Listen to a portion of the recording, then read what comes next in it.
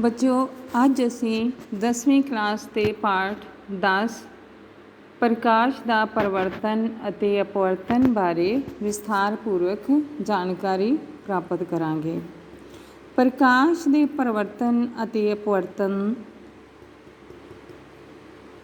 ਦੀ ਜਾਣਕਾਰੀ ਪ੍ਰਾਪਤ ਕਰਨ ਤੋਂ ਪਹਿਲਾਂ ਸਾਨੂੰ ਜਿਹੜਾ ਪ੍ਰਕਾਸ਼ ਦੀ ਕਿਰਨ ਬਾਰੇ ਜਾਣਕਾਰੀ ਹੋਣੀ ਬਹੁਤ ਜ਼ਰੂਰੀ ਹੈ, ਕਿਉਂਕਿ ਪ੍ਰਕਾਸ਼ ਦਾ ਪਰਿਵਰਤਨ ਦਾ ਮਾਧਿਅਮ ਪ੍ਰਕਾਸ਼ ਦੀ ਕਿਰਨ ਹੈ। ਸੋ ਪ੍ਰਕਾਸ਼ ਦੀ ਕਿਰਨ ਹੈ ਕੀ? ਪ੍ਰਕਾਸ਼, ਆਓ ਆਪਾਂ ਜਾਣੀਏ ਪ੍ਰਕਾਸ਼ ਦੀ ਕਿਰਨ ਕੀ ਹੈ। ਬੱਚੇ, ਜਦੋਂ ਵੀ ਪ੍ਰਕਾਸ਼ ਦੇ ਸਰੋਤ ਦੇ ਅੱਗੇ ਕੋਈ ਅਪਾਰਦਰਸ਼ੀ ਵਸਤੂ ਜਿਹਦੇ ਵਿੱਚ ਇੱਕ ਛੇਕ ਕੀਤਾ ਹੋਵੇ ਰੱਖ ਦਈਏ ਤਾਂ ਪ੍ਰਕਾਸ਼ ਉਸ ਛੇਕ ਵਿੱਚੋਂ ਇੱਕ ਰੇਖਾ ਦੇ ਰੂਪ ਵਿੱਚ ਲੰਘਦਾ ਹੋਇਆ ਨਜ਼ਰ ਆਉਂਦਾ। ਪ੍ਰਕਾਸ਼ ਜੋ ਇੱਕ ਰੇਖਾ ਦੇ ਰੂਪ ਵਿੱਚ ਨਜ਼ਰ ਆਉਂਦਾ, ਉਸ ਨੂੰ ਅਸੀਂ ਕਹਿੰਦੇ ਹਾਂ ਪ੍ਰਕਾਸ਼ ਦੀ ਕਿਰਨ।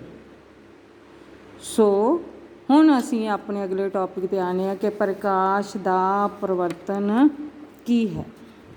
ਬੱਚਿਓ, ਆਪਾਂ ਕਲਪਨਾ ਕਰਦੇ ਹਾਂ ਕਿ ਇਹ ਸਾਡੇ ਕੋਲ ਸਮਤਲ ਦਰਪਣ ਹੈ ਜਾਂ ਕੱਚ ਦੀ ਸ਼ੀਟ ਜਿਸ ਦਾ ਇੱਕ ਸਿਰਾ ਸਿਲਵਰ ਕੀਤਾ ਹੋਵੇ। ਉਹਦੇ ਉੱਪਰ ਜਦੋਂ ਪ੍ਰਕਾਸ਼ ਦੀ ਕਿਰਨ ਪੈਂਦੀ ਏ ਤਾਂ ਉਸ ਨਾਲ ਟਕਰਾ ਕੇ ਉਹ ਵਾਪਸ ਉਸੇ ਮਾਧਿਅਮ ਵਿੱਚ ਚਲੇ ਜਾਂਦੀ ਹੈ। ਇਸ ਘਟਨਾ ਨੂੰ ਅਸੀਂ ਕਹਿੰਦੇ ਹਾਂ ਪ੍ਰਕਾਸ਼ ਦਾ ਪਰਿਵਰਤਨ। ਜੋ ਕਿਰਨ ਟਕਰਾਉਂਦੀ ਏ ਉਹਨੂੰ ਕਹਿੰਦੇ ਹਾਂ ਅਸੀਂ ਆਪਾਤੀ ਕਿਰਨ। ਜੋ ਟਕਰਾ ਕੇ ਵਾਪਸ ਉਸੇ ਮਾਧਿਅਮ ਵਿੱਚ ਜਾਂਦੀ ਏ ਉਸ ਨੂੰ ਅਸੀਂ ਕਹਿੰਦੇ ਹਾਂ ਪਰਾਵਰਤਿਤ ਕਿਰਨ। ਸੋ ਪ੍ਰਕਾਸ਼ ਦੀ ਕਿਰਨ ਦਾ ਦਰਪਣ ਦੇ ਨਾਲ ਟਕਰਾ ਕੇ ਵਾਪਸ ਉਸੇ ਮਾਧਿਅਮ ਵਿੱਚ ਜਾਣ ਦੀ ਘਟਨਾ ਨੂੰ ਅਸੀਂ ਕਹਿ ਦਿੰਦੇ ਹਾਂ ਪ੍ਰਕਾਸ਼ ਦਾ ਪਰਿਵਰਤਨ।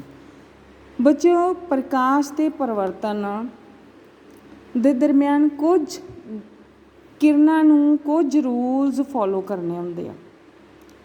ਉਹ ਰੂਲ ਕੀ ਹਨ? ਆਓ ਆਪਾਂ ਪਤਾ ਕਰਦੇ ਹਾਂ ਕਿ ਪ੍ਰਕਾਸ਼ ਦੇ ਪਰਿਵਰਤਨ ਦੇ ਨਿਯਮ ਕੀ ਹਨ।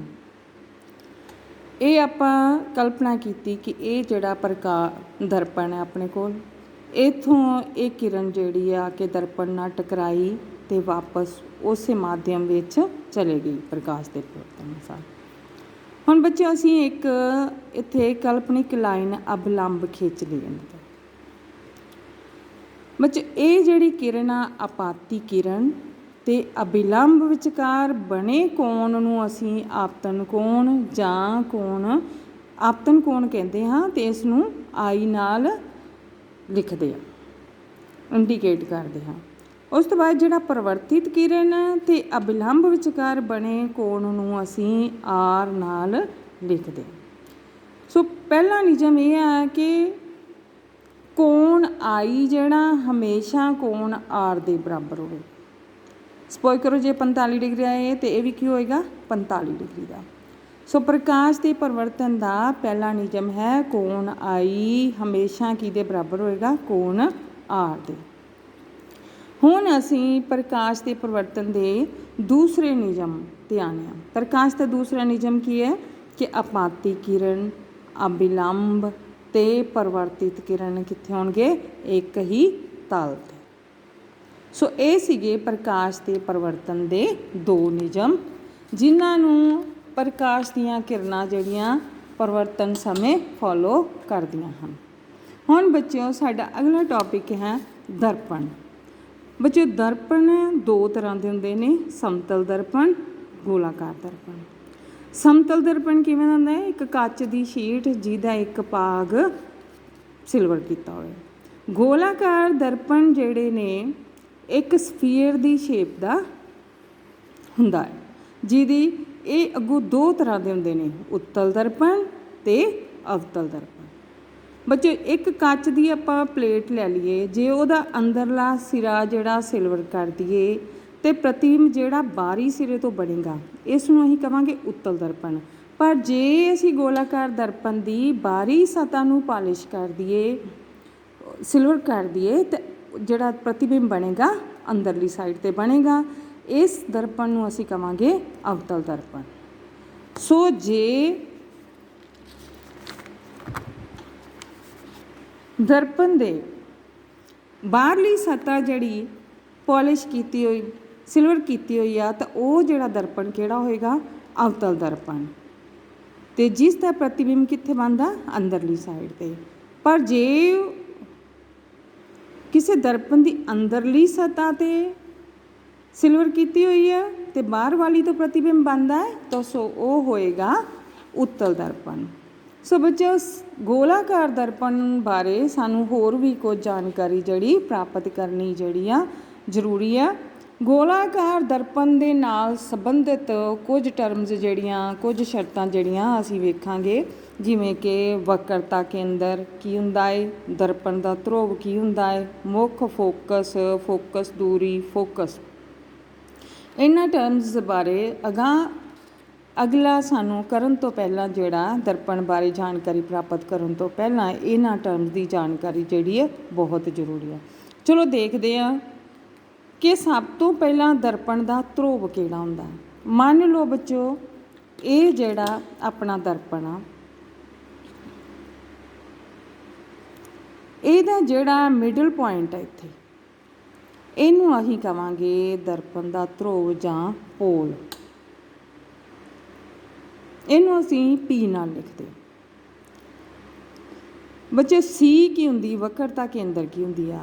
आपां कल्पना करिए कि ये जिहड़ा एक सफीयर आ दर्पण नूं अगां वधा के इत्थों आपां कल्पना करदे कि एक सफीयर आ और सफीयर दे केंद्र नूं कहांगे वक्रता केंद्र और इहनूं असीं सी नाल लिखदे हां।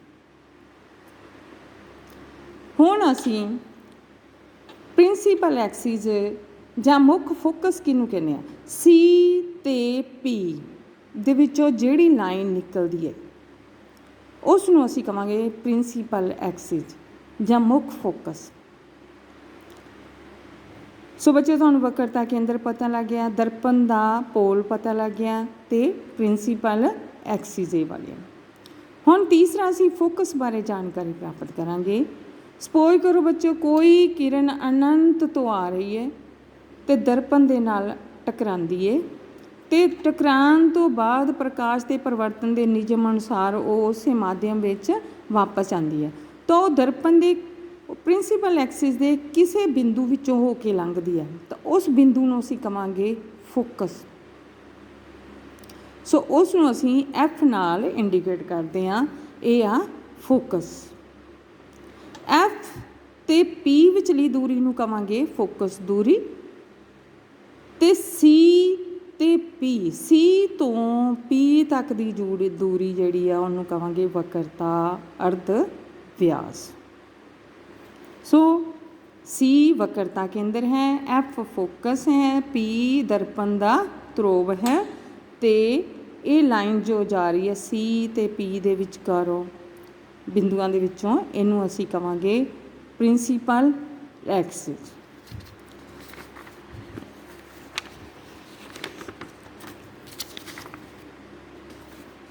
हुण बच्चों असीं उत्तल दर्पण दे केस विच देखांगे कि फोकस कित्थे आ, वक्रता केंद्र कित्थे आ ते दर्पण दा ध्रुव किहड़ा।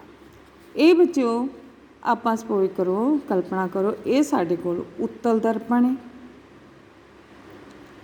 उत्तल दर्पण दे केस विच आ जिहड़ा तुहाडा मिडल पॉइंट आ ये की हो गया पोल।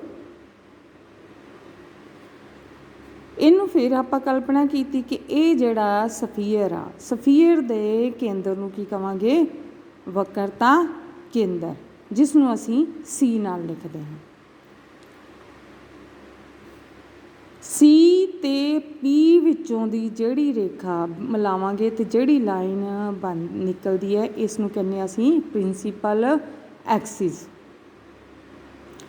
हुण बच्चों फोकस की जानकारी प्राप्त करने के लिए आप इमेजिन करते कोई अनंत तो किरण आ रही है तो दर्पण नाल टकरा के वापस परिवर्तन के नियम अनुसार वापस उस माध्यम विच जा रही है पर यह किरण सानू पिछों आउंदी हुई नज़र आती है। जिस पॉइंट तो नज़र आती है उसनूं असीं कहने आ फोकस। ਸੋ ਉੱਤਲ ਦਰਪਣ ਦੇ ਕੇਸ ਵਿੱਚ ਇਹ ਪੁਆਇੰਟ ਕੀ ਹੋਏਗਾ, ਪਿੱਛੇ ਹੋਏਗਾ। ਇਹਨੂੰ ਅਸੀਂ F ਨਾਲ ਲਿਖਾਂਗੇ। F ਅਤੇ P ਵਿਚਲੀ ਦੂਰੀ ਨੂੰ ਕਵਾਂਗੇ ਫੋਕਸ ਦੂਰੀ, ਔਰ P ਅਤੇ C ਵਿਚਕਾਰਲੀ ਦੂਰੀ ਨੂੰ ਕਵਾਂਗੇ ਵਕਰਤਾ ਅਰਧ ਵਿਆਸ। ਸੋ ਬੱਚੇ ਹੁਣ ਤੁਹਾਨੂੰ ਇਹਨਾਂ ਸਾਰੀਆਂ ਟਰਮਸ ਦੀ ਜਾਣਕਾਰੀ ਮਿਲ ਗਈ ਹੈ। ਸਮਝ ਗਏ ਹੋਵੋਗੇ ਤੁਸੀਂ ਕਿ ਵਕਰਤਾ ਕੇਂਦਰ, ਦਰਪਣ ਦਾ ਪੋਲ, ਫੋਕਸ ਅਤੇ ਫੋਕਸ ਦੂਰੀ ਕਿਸ ਨੂੰ ਕਹਿੰਦੇ ਹਨ।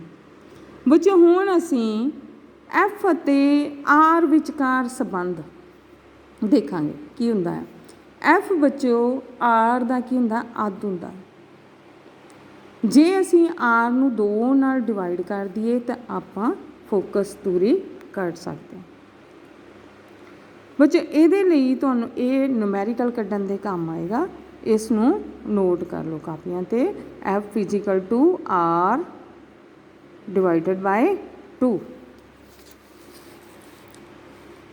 ਬੱਚੇ ਹੁਣ ਆਪਣਾ ਅਗਲਾ ਟੌਪਿਕ ਆਉਂਦਾ ਪਿਆ ਹੈ ਕਿ ਵਸਤੂ ਅਤੇ ਪ੍ਰਤੀਬਿੰਬ। ਵਸਤੂ ਕੀ ਹੈ ਅਤੇ ਪ੍ਰਤੀਬਿੰਬ ਕੀ ਹੁੰਦਾ। ਮੰਨ ਲਓ ਆਹ ਆਪਣੇ ਕੋਲ ਸਮਤਲ ਦਰਪਣ ਹੈ। ਆਮ ਘਰਾਂ ਵਿੱਚ ਸ਼ੀਸ਼ੇ ਤੁਸੀਂ ਦੇਖਦੇ ਹੀ ਹੋ। ਜਿਹੜੀ ਵਸਤੂ ਇਹਦੇ ਅੱਗੇ ਪਈ ਹੋਈ ਆ, ਜੋ ਕਿ ਵਸਤੂ ਹੁੰਦੀ ਜੋ ਵਾਸਤਵਿਕ ਵਿੱਚ ਹੁੰਦੀ ਆ, ਜਿਹਦਾ ਅਸਤਿਤਵ ਹੋਵੇ, ਉਹਨੂੰ ਆਪਾਂ ਕਹਿੰਦੇ ਹਾਂ ਵਸਤੂ। ਵਸਤੂ ਦਾ ਜਿਹੜਾ ਪ੍ਰਤੀਬਿੰਬ ਬਣਦਾ ਦਰਪਣ ਦੇ ਪਿੱਛੇ, ਉਹਨੂੰ ਅਸੀਂ ਕਹਿੰਦੇ ਹਾਂ ਪ੍ਰਤੀਬਿੰਬ। ਪ੍ਰਤੀਬਿੰਬ ਉਹ ਹੁੰਦਾ ਜਿਹਦਾ ਅਸਤਿਤਵ ਨਾ ਹੋਵੇ। ਜਿਹਦਾ ਅਸਤਿਤਵ ਹੁੰਦਾ ਉਹ ਵਸਤੂ ਹੁੰਦੀ ਹੈ, ਜਿਹਦਾ ਅਸਤਿਤਵ ਨਹੀਂ ਹੁੰਦਾ ਉਹ ਕੀ ਹੁੰਦੀ ਆ, ਪ੍ਰਤੀਬਿੰਬ। ਉਹ ਹੁੰਦਾ ਪ੍ਰਤੀਬਿੰਬ। ਬੱਚੇ ਸਮਤਲ ਦਰਪਣ ਦੇ ਕੇਸ ਵਿੱਚ ਜਿਹੜਾ ਪ੍ਰਤੀਬਿੰਬ ਆ ਉਹ ਆਭਾਸੀ ਹੁੰਦਾ ਅਤੇ ਸਾਈਜ਼ ਵਿੱਚ ਕੀ ਹੁੰਦਾ, ਸਮਾਨ।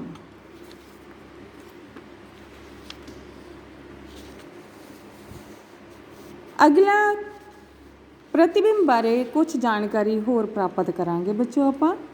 ਪ੍ਰਤੀਬਿੰਬ ਬਾਰੇ, ਪ੍ਰਤੀਬਿੰਬ ਜਿਹੜੇ ਆ 2 ਤਰ੍ਹਾਂ ਦੇ ਹੁੰਦੇ ਨੇ। ਇੱਕ ਹੁੰਦਾ ਵਾਸਤਵਿਕ, ਦੂਸਰਾ ਹੁੰਦਾ ਆਭਾਸੀ। ਹੁਣ ਵਾਸਤਵਿਕ ਅਤੇ ਆਭਾਸੀ 'ਚ ਕੀ ਅੰਤਰ ਹੈ। ਵਾਸਤਵਿਕ ਕਿਵੇਂ ਦਾ ਅਤੇ ਆਭਾਸੀ ਕਿਵੇਂ ਦਾ। ਵਾਸਤਵਿਕ ਪ੍ਰਤੀਬਿੰਬ ਉਹ ਹੁੰਦਾ ਹੈ ਜਿਹਨੂੰ ਪਰਦੇ 'ਤੇ ਲਿਆ ਜਾ ਸਕਦਾ ਹੈ। ਤੁਸੀਂ ਦੇਖਿਆ ਹੈਗਾ ਪ੍ਰੋਜੈਕਟਰ ਦੀ ਮਦਦ ਨਾਲ ਸਕਰੀਨ ਦੇ ਉੱਪਰ ਪਿਕਚਰਸ ਦੇਖੇ ਹੋਣਗੀਆਂ, ਕਲਿੱਪਸ ਦੇਖੇ ਹੋਣਗੇ, ਉਹਨਾਂ ਨੂੰ ਆਪਾਂ ਕਹਿੰਦੇ ਹਾਂ ਵਾਸਤਵਿਕ ਇਮੇਜ। ਪਰ ਜਿਸ ਦਾ ਪਰਦੇ 'ਤੇ ਨਹੀਂ ਲਿਆ ਜਾ ਸਕਦਾ, ਜਿਵੇਂ ਸਮਤਲ ਦਰਪਣ ਵਿੱਚ ਆਪਾਂ ਦੇਖਦੇ ਹਾਂ ਪ੍ਰਤੀਬਿੰਬ ਆਉਂਦਾ, ਉਹ ਕੀ ਹੁੰਦਾ, ਆਭਾਸੀ। ਇਹਨੂੰ ਪਰਦੇ 'ਤੇ ਨਹੀਂ ਲਿਆ ਜਾ ਸਕਦਾ। ਦੂਸਰੇ ਦਾ ਮੇਨ ਹੁੰਦਾ ਹੈ ਫੰਡਾ ਕਿ ਇਹ ਹਮੇਸ਼ਾ ਉਲਟਾ ਬਣਦਾ ਅਤੇ ਇਹ ਜਿਹੜਾ ਹਮੇਸ਼ਾ ਸਿੱਧਾ ਹੁੰਦਾ। ਤੀਸਰਾ ਇਹਨਾਂ ਦੇ ਫਰਕ ਇਹ ਆ ਕਿ ਜਦੋਂ ਦੇਖੋ ਸਮਤਲ ਦਰਪਣ ਆਪਾਂ ਰੱਖਿਆ, ਸਾਹਮਣੇ ਵਸਤੂ ਰੱਖੀ। ਜਦੋਂ ਸਮਤਲ ਦਰਪਣ ਤੋਂ ਪ੍ਰਕਾਸ਼ ਦੀਆਂ ਕਿਰਨਾਂ ਜਾਣਗੀਆਂ ਅਤੇ ਦਰਪਣ ਨਾਲ ਟਕਰਾ ਕੇ ਵਾਪਸ ਉਸੇ ਮਾਧਿਅਮ ਵਿੱਚ ਆ ਜਾਣੀਆਂ, ਪਰ ਇਹ ਕਿਰਨਾਂ ਪਿੱਛੋਂ ਆਉਂਦੀਆਂ ਹੋਈਆਂ ਨਜ਼ਰ ਆਉਂਦੀਆਂ। ਸੋ ਜਿਹੜਾ ਆਭਾਸੀ ਪ੍ਰਤੀਬਿੰਬ ਆ ਉਹਦੇ ਕੇਸ ਵਿੱਚ ਕੀ ਹੁੰਦੀਆਂ, ਇਹ ਕਿਰਨਾਂ ਜਿਹੜੀਆਂ ਨਿਕਲਦੀਆਂ ਹੋਈਆਂ ਨਜ਼ਰ ਆਉਂਦੀਆਂ। ਉਸ ਕੇਸ 'ਚ ਜਦੋਂ ਇਹ ਕਿਰਨਾਂ ਨਿਕਲਦੀਆਂ ਹੋਈਆਂ ਨਜ਼ਰ ਆਉਂਦੀਆਂ ਅਤੇ ਉਸ ਕੇਸ ਵਿੱਚ ਜਿਹੜਾ ਪ੍ਰਤੀਬਿੰਬ ਬਣਦਾ ਆਭਾਸੀ ਬਣਦਾ। ਪਰ ਜਦੋਂ ਇਹ ਕਿਰਨਾਂ ਮਿਲਦੀਆਂ ਨੇ ਕਿਤੇ ਜਾ ਕੇ ਤਾਂ ਉਦੋਂ ਬਣਦਾ ਹੈ ਵਾਸਤਵਿਕ ਪ੍ਰਤੀਬਿੰਬ। ਸੋ ਇਹ 3 ਮੇਨ ਫਰਕ ਆ ਇਹਨਾਂ ਵਿੱਚ, ਵਾਸਤਵਿਕ ਅਤੇ ਆਭਾਸੀ ਪ੍ਰਤੀਬਿੰਬ ਦੇ ਵਿੱਚ। ਹੁਣ ਅਸੀਂ ਆਪਣੇ ਅਗਲੇ ਦੇਖਦੇ ਹਾਂ ਕਿ ਅਵਤਲ ਦਰਪਣ ਦੇ ਲਈ ਬਿੰਬ ਅਤੇ ਪ੍ਰਤੀਬਿੰਬ ਦੀ ਸਥਿਤੀ। ਅਵਤਲ ਦਰਪਣ ਭਾਵ ਕਿ ਅਵਤਲ ਦਰਪਣ ਵਿੱਚ ਪ੍ਰਤੀਬਿੰਬ ਦੀ ਸਥਿਤੀ ਕਿੱਥੇ ਹੁੰਦੀ ਹੈ, ਕਿਵੇਂ ਦਾ ਬਣਦਾ ਅਤੇ ਕਿਸ ਤਰ੍ਹਾਂ ਦਾ ਬਣਦਾ। ਆਪਾਂ ਪਹਿਲੇ ਕੇਸ 'ਚ ਦੇਖਦੇ ਹਾਂ ਕਿ ਜੇਕਰ ਵਸਤੂ ਜਿਹੜੀ ਅਨੰਤ 'ਤੇ ਹੋਵੇ ਤਾਂ ਪ੍ਰਤੀਬਿੰਬ ਕਿੱਥੇ ਬਣੇਗਾ ਅਤੇ ਕਿਵੇਂ ਦਾ ਬਣੇਗਾ।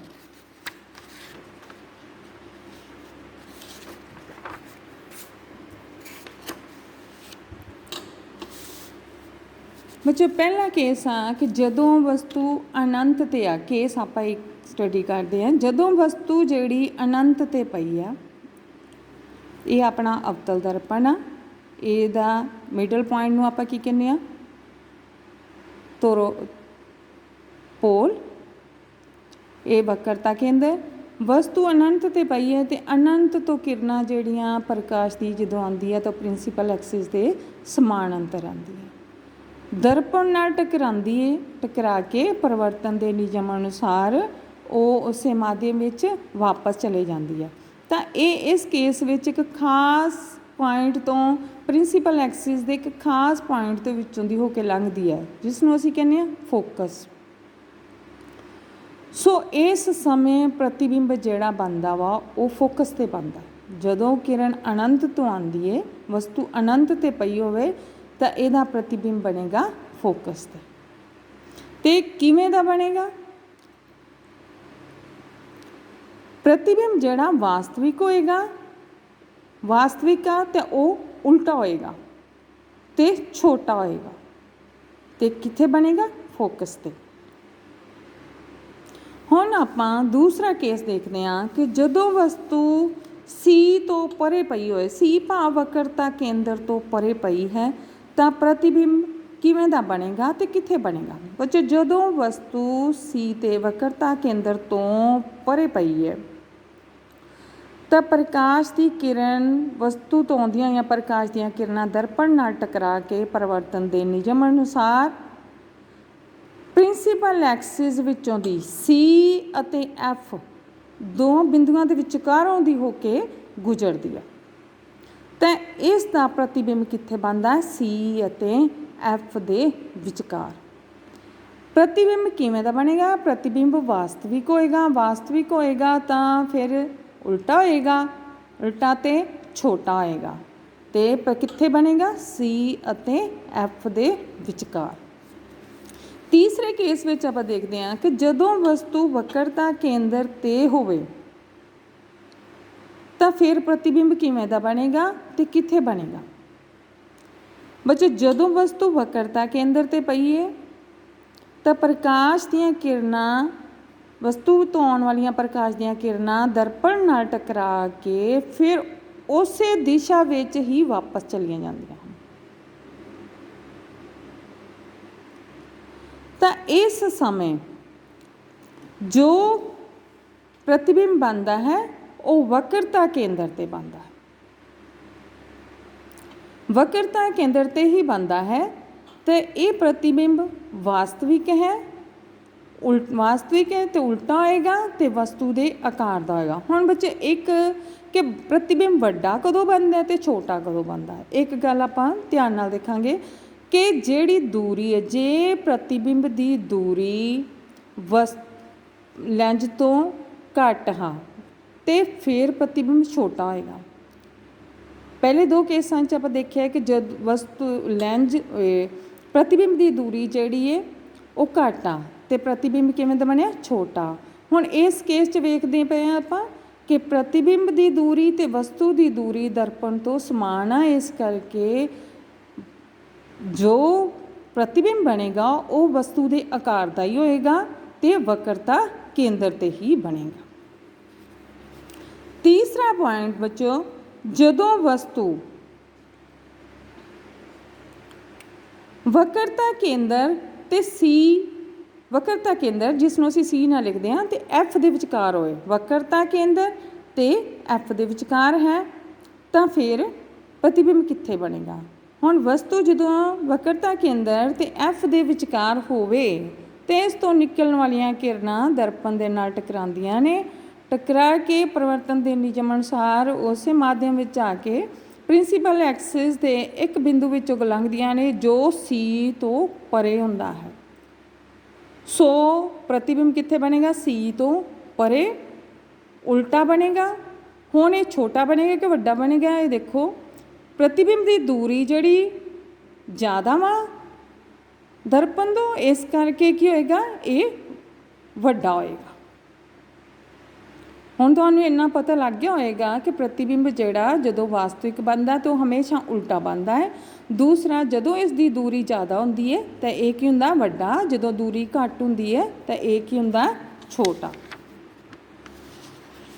पर जेकर दूरी समान होवे तां फिर वस्तु का आकार ते प्रतिबिंब का आकार की हुंदा समान। हुण पंजवें केस च आपां देखते हैं कि वस्तु जे एफ ते पई होवे, एफ मतलब एफ का मतलब हुंदा फोकस। जे वस्तु एफ ते पई है तो वस्तु तो निकलण वालियां किरणां दर्पण नाल टकरा के प्रिंसीपल एक्सिस दे समानांतर जांदियां ते अनंत ते वस्तु का प्रतिबिंब जो बनदा अनंत ते बनदा। हुण इस केस विच जिहड़ा प्रतिबिंब किवें दा होएगा, वड्डा होएगा क्योंकि दूरी ज़्यादा है। वास्तविक होएगा ते उल्टा होएगा। 6 केस नंबर 6 जदों वस्तु, हुण असीं वेखांगे कि जदों वस्तु एफ ते दर्पण दे ध्रुव दे विचकार आ, एफ ते पी दे विचकार होवेगी तो की कित्थे बनेगा प्रतिबिंब। जदों वस्तु दर्पण दे फोकस दर्पण के ध्रुव के विचकार रखते हैं तो वस्तु तो आने वाली किरणां दर्पण नाल टकरा के फिर उस माध्यम में प्रकाश के परिवर्तन नियम नूं फॉलो करदियां हुईयां उस माध्यम में चले जांदियां। पर इस केस में की हुंदा है कि एक किरण जिहड़ी पिछों आउंदी हुई नज़र आती है। एक स्पैशल केस आ, पिछों आउंदी हुई नज़र आती है तो इसका प्रतिबिंब भी कित्थे बनदा, पिछे। सो इस केस विच प्रतिबिंब जिहड़ा हुंदा वास्तविक नहीं हुंदा, वो हुंदा आभासी, क्योंकि ये किरण जिहड़ी है पिछों निकलती हुई नज़र आती आ। आपां ये देखिआ सी कि वास्तविक ते आभासी प्रतिबिंब विच अंतर, जदों किरणां निकलदियां होईयां नज़र आण तां उस समय आभासी प्रतिबिंब बनदा। आभासी प्रतिबिंब आ तां वो की होएगा, सीधा। हुण साइज विच की होएगा, इहदी दूरी ज़्यादा है तो की होएगा, वड्डा। ये एक स्पैशल केस आ बच्चों। अवतल दर्पण जिहड़ा दोवां तरह के प्रतिबिंब बनाता है, एक वास्तविक भी ते आभासी भी। आभासी कदों बनाता है, जदों वस्तु जिहड़ी एफ ते पी दे विचकार हो। हुण असीं अपने अगले टॉपिक ते आने आ, अवतल दर्पण का उपयोग। अवतल दर्पण का उपयोग बच्चों टार्च, सर्च लाइटां, गड्डियां दी हैडलाइटां विच यूज़ किया जाता। उत्ते की कीता जांदा, दर्पण के सामने की होंदा बल्ब लगा दिता जाता, जिस तो प्रकाश दीयां किरणां जड़ियां पैंदियां दर्पण दे नाल टकरा के बंडल के रूप में जिहड़ा प्रिंसीपल एक्सिस दे समानांतर जांदियां। दूसरा इनू शेविंग लई वरते जांदे दर्पणां विच वरतिया जांदा। दंदां दे डॉक्टर द्वारा वरतिया जांदा है। सोलर भट्ठियां विच इसकी वरतों की जाती है, सूरज दीयां किरणां नूं केंद्रित करन दे लई इसनूं सोलर भट्ठियां विच जिहड़ी इसकी वरतों की जाती है। सो ये सीगे अवतल दर्पण दे उपयोग।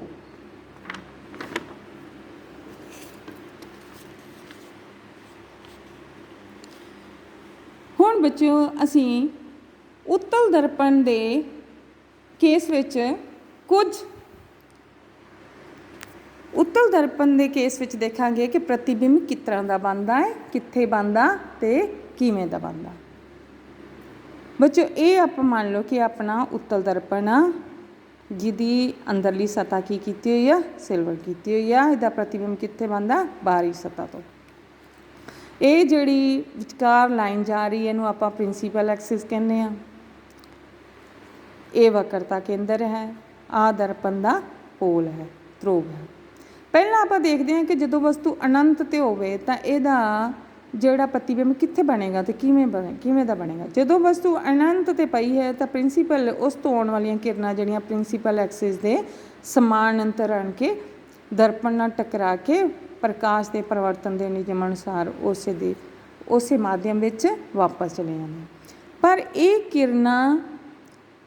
किरण जो आ पिछों आउंदी हुई नज़र आती है, जिस पॉइंट तो नज़र आती है, जिस पॉइंट तो निकलती हुई नज़र आती, उत्थे जिहड़ा इसका प्रतिबिंब बनता, वस्तु का प्रतिबिंब एफ ते बनता। ये दर्पण के पिछे बन रहा है, इस करके प्रतिबिंब की होएगा, आभासी होएगा। तो इस आकार विच की होएगा, ਸਿੱਧਾ। ਹੁਣ ਦੂਰੀ ਜਿਹੜੀ ਇਸ ਦੀ ਘੱਟ ਆ ਤਾਂ ਇਹ ਕੀ ਹੋਏਗਾ, ਆਕਾਰ ਵਿੱਚ ਕਿਵੇਂ ਦਾ ਹੋਏਗਾ, ਛੋਟਾ। ਜਦੋਂ ਵਸਤੂ ਅਨੰਤ 'ਤੇ ਪਈ ਹੋਏਗੀ ਤਾਂ ਜਿਹੜਾ ਪ੍ਰਤੀਬਿੰਬ ਬਣੇਗਾ ਉਹ ਫੋਕਸ 'ਤੇ ਬਣੇਗਾ, ਛੋਟਾ ਬਣੇਗਾ ਅਤੇ ਸਿੱਧਾ ਬਣੇਗਾ। ਦੂਸਰੇ ਕੇਸ ਵਿੱਚ ਦੇਖਦੇ ਹਾਂ ਕਿ ਜਦੋਂ ਵਸਤੂ ਅਨੰਤ 'ਤੇ ਪੀ ਦੇ ਵਿਚਕਾਰ ਪਈ ਹੋਵੇ, ਅਨੰਤ ਤੇ ਪੀ ਦੇ ਵਿਚਕਾਰ ਪਈ ਹੋਵੇ ਤਾਂ ਵਸਤੂ ਤੋਂ ਆਉਣ ਵਾਲੀਆਂ ਕਿਰਨਾਂ ਕੀ ਕਰਦੀਆਂ, ਦਰਪਣ ਨਾਲ ਟਕਰਾ ਕੇ ਵਾਪਸ ਉਸੇ ਮਾਧਿਅਮ ਵਿੱਚ ਚਲੇ ਜਾਂਦੀਆਂ ਅਤੇ ਪਿੱਛੋਂ ਜਿਸ ਪੁਆਇੰਟ ਤੋਂ ਨਿਕਲਦੀਆਂ ਹੋਈਆਂ ਨਜ਼ਰ ਆਉਂਦੀਆਂ ਨੇ ਉੱਥੇ ਦਾ ਪ੍ਰਤੀਬਿੰਬ ਬਣਦਾ। ਪ੍ਰਤੀਬਿੰਬ ਕਿੱਥੇ ਬਣਦਾ, ਪੀ ਅਤੇ ਐਫ ਦੇ ਵਿਚਕਾਰ। ਹੁਣ ਪੀ ਅਤੇ ਐਫ ਦੇ ਵਿਚਕਾਰ ਦੂਰੀ ਘੱਟ ਆ, ਛੋਟਾ ਹੋਏਗਾ, ਆਭਾਸੀ ਹੈ ਪ੍ਰਤੀਬਿੰਬ, ਇਹਨੂੰ ਪਰਦੇ 'ਤੇ ਨਹੀਂ ਲਿਆ ਜਾ ਸਕਦਾ ਅਤੇ ਇਹ ਕੀ ਹੋਏਗਾ, ਆਭਾਸੀ ਹੈ ਅਤੇ ਇਹ ਕੀ ਹੋਏਗਾ, ਸਿੱਧਾ। ਸੋ ਜਦੋਂ ਅਨੰਤ ਅਤੇ ਪੀ ਦੇ ਵਿਚਕਾਰ ਵਸਤੂ ਹੋਏਗੀ ਉੱਤਲ ਕੇਸ 'ਚ ਤਾਂ ਇਹ ਕੀ ਹੋਏਗਾ, ਪੀ ਅਤੇ ਐਫ ਦੇ ਵਿਚਕਾਰ ਜਿਹੜਾ ਪ੍ਰਤੀਬਿੰਬ ਬਣੇਗਾ ਆਭਾਸੀ ਬਣੇਗਾ, ਸਿੱਧਾ ਬਣੇਗਾ ਅਤੇ ਛੋਟਾ ਬਣੇਗਾ। ਬੱਚੇ ਇਹ ਇੱਕ ਮੇਨ ਫੰਡ ਹੈ ਕਿ ਅਵਤਲ ਦਰਪਣ ਦੇ ਕੇਸ ਵਿੱਚ ਜਿਹੜਾ ਹੈ ਪ੍ਰਤੀਬਿੰਬ ਵਾਸਤਵਿਕ ਅਤੇ ਆਭਾਸੀ ਬਣਦਾ ਹੈ, ਪਰ ਉੱਤਲ ਦਰਪਣ ਦੇ ਕੇਸ ਵਿੱਚ ਹਮੇਸ਼ਾ ਪ੍ਰਤੀਬਿੰਬ ਜਿਹੜਾ ਆਭਾਸੀ ਬਣਦਾ ਹੈ।